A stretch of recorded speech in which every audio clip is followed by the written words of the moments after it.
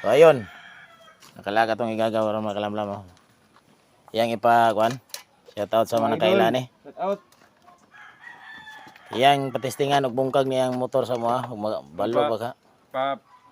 Paduwagan og pirsa mga ka-idol kay mapsar man taan ni kuan. Bike. Bike dayon.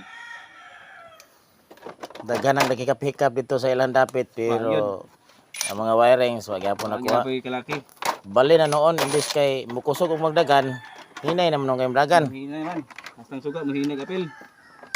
Apil pun rin mahinay pod. Mana gyud. Sulbon naman gani. So ato rin pulihan og clutch lining.